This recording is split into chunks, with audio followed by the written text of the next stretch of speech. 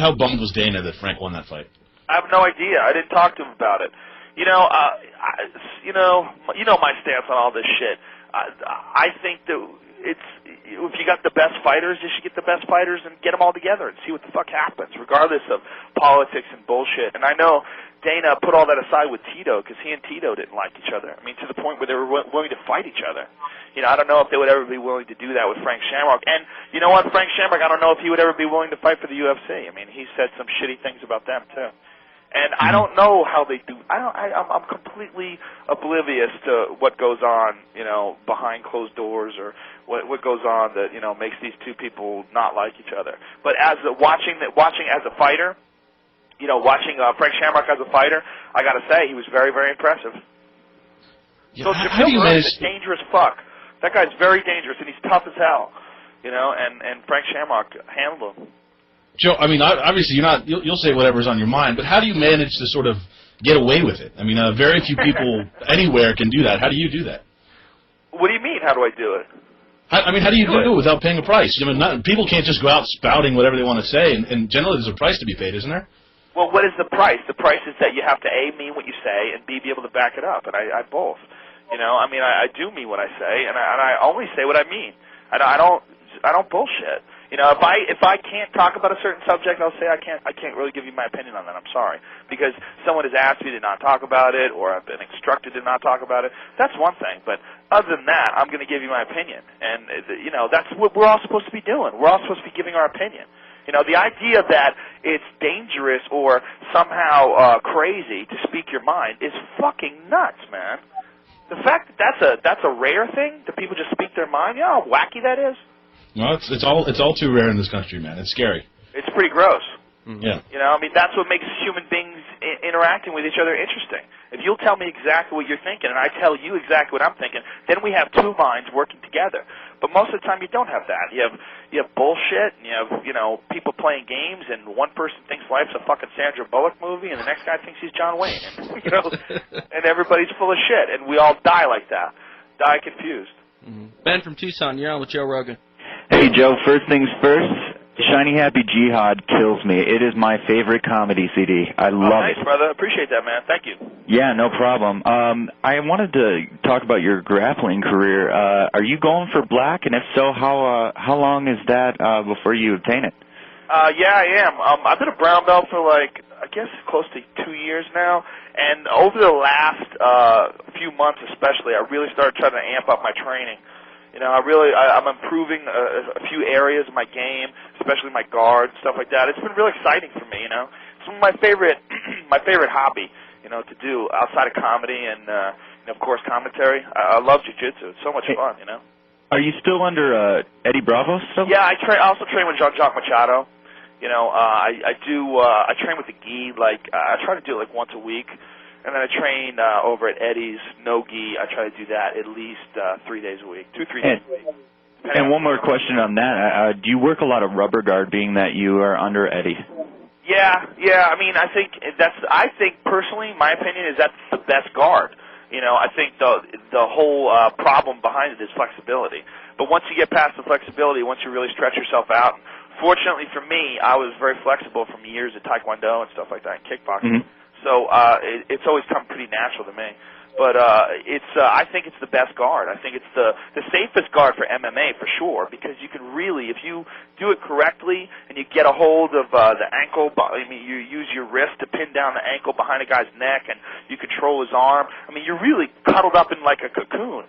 And if you watch guys who are really good at it, like especially Aoki, you ever seen Aoki fight over in Pride? I love Aoki. That dude is a bad motherfucker, and his guard is dangerous, man. You get caught in his guard. He jacks really good guys in his guard, like Joaquin Hansen and Jason Black. He's strangling those guys.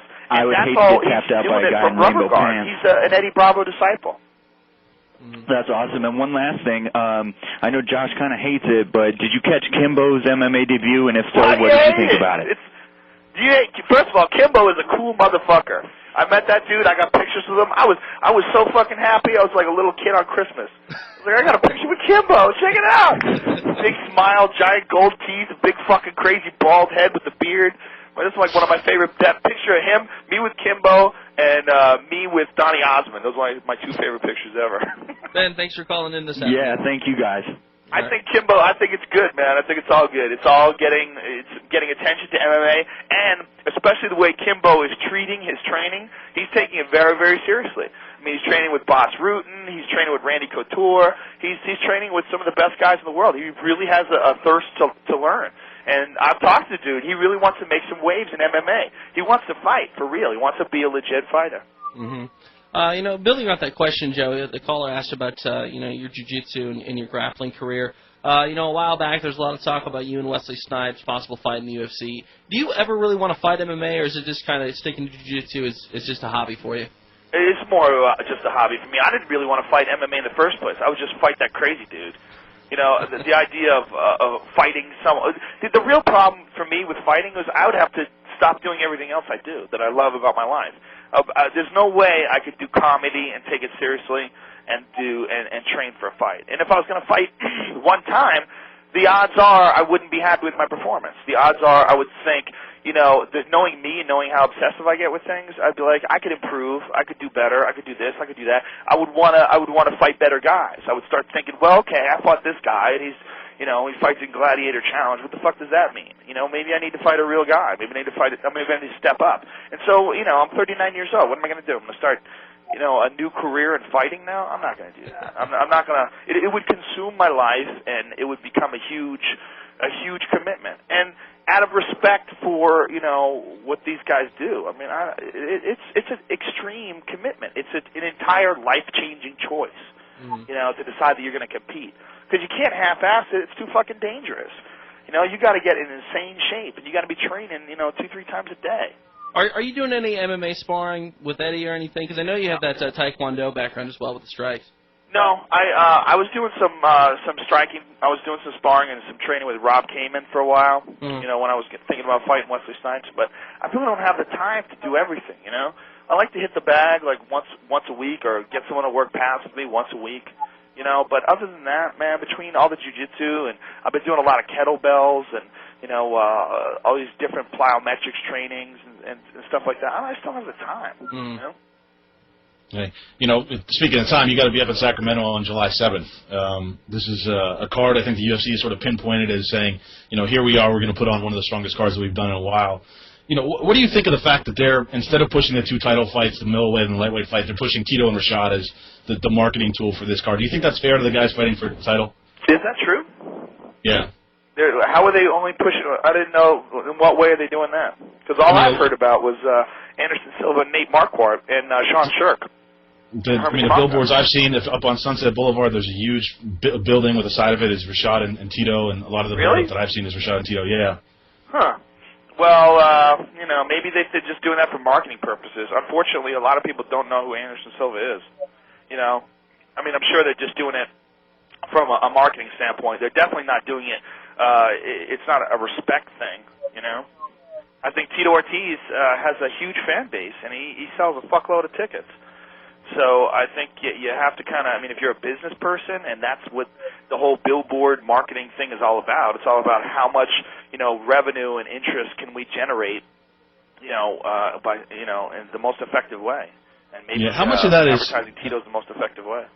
How much of that is Tito Ortiz fighting in the octagon as opposed to Tito Ortiz saying he says his contract runs up and he goes and promotes a pay-per-view on his own? Do you think he can find success because he's Tito Ortiz? That's a very interesting question. And I think eventually we're going to find that out with one of these guys. And I would suspect that the answer would be yes. Tito has a huge fan base. I think he would be able to, sustain a pay-per-view. And he's a controversial character. He's a real love him or hate him guy. I think Tito could probably definitely do something on his own. Yeah, what do you think? What do you think about that fight? A lot of people are pointing to Rashad and saying he's going to walk away with this.